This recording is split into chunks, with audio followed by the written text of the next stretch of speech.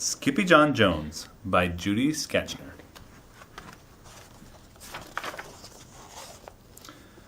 Every morning, SkippyJon Jones woke up with the birds.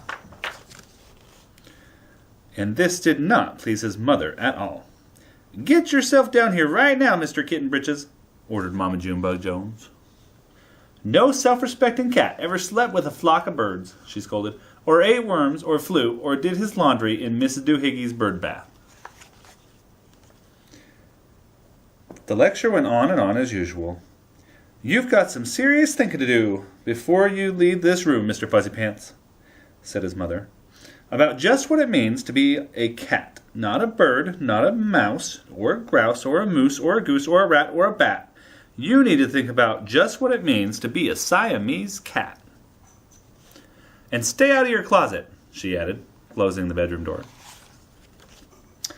But once he was alone, SkippyJon Jones began to bounce and bounce and bounce on his big boy bed. "Oh, I'm SkippyJon Jones and I bounce on my bed, and 1 or 6 times I bounce on my head." On his way down, back down to earth from a gigantic bounce, SkippyJon Jones shot past his bedroom mirror. "Holy guacamole!" exclaimed SkippyJon Jones. "What was that?" So he went up again, and again it appeared. Then, using his very best Spanish accent, he said, "My ears are too big for my head. My head is too big for my body. I am not a Siamese cat, I am a Chihuahua." Back on land, SkippyJon Jones climbed into his toy box and rifled through some of his old junk. After he put his mask and sword and climbed onto his mouse, SkippyJon Jones began to sing in a muy, muy soft voice.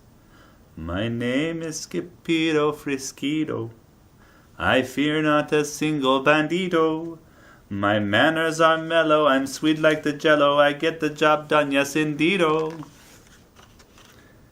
Back in the kitchen, Jujubee Jezebel and Jillyboo Jones were helping Mama Junebug Jones make lunch. "Can SkippyJon come out of his room now?" asked Jujubee.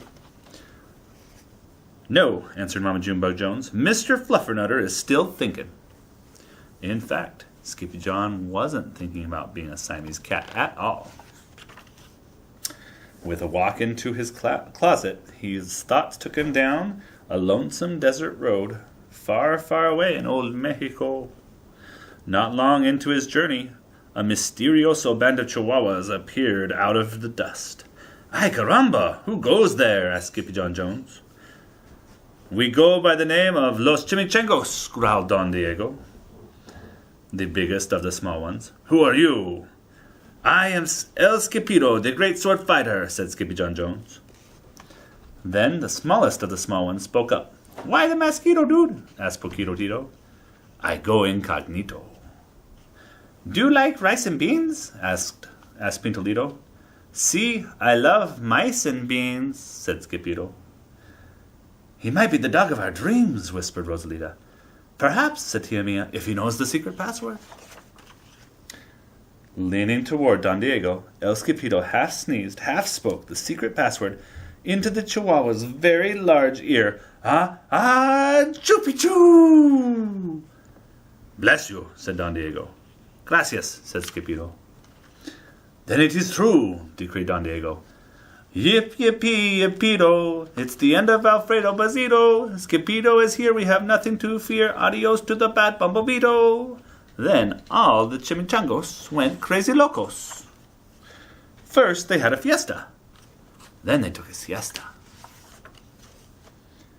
But after waking up, the chimichangos got down to serious business.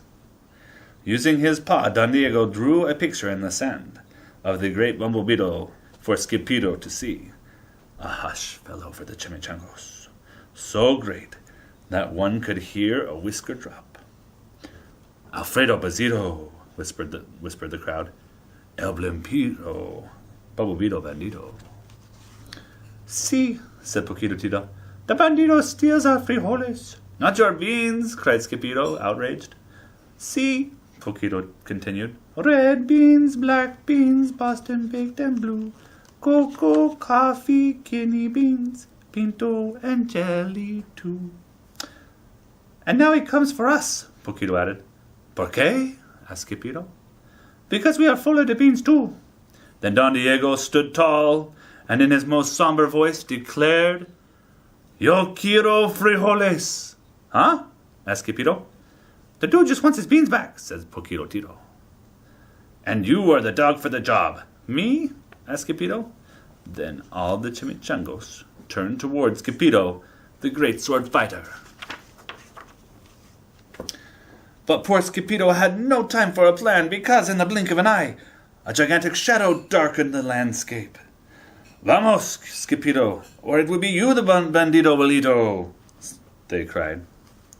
Skipito stood his ground, but his legs shimmied and shook like the jello, and his teeth chattered like the castanets. Then, in a muy soft voice, he said, "My name is Skipito Frisquito. I fear not a single bandito." But Alfredo Bazito flew straight for Skipito until the bean-eating bandito hovered only inches away from the great sword fighter's face. "Holy frijoles!" cried Skipito as he thrust his sword in the air. Pop! Suddenly went the bandito, landing Skipito's sword, and quicker than one could say Chihuahua's cheese and crackers, every kind of bean came spilling out of Alfredo Bazito, the Bumblebito Bandito. Then all the doggies burst into song. Yip, yippee, yippito. Our hero is El Skipito. He's the dog of our dreams. He delivered the beans, and now we can make our burritos. But back at home, there was such a ruckus coming from SkippyJon's room that Mom and Junebug Jones and the girls just had to find out what was going on. They raced down the hall to the kitty boy's room. Bingito, Clashito, Papito, Skipito!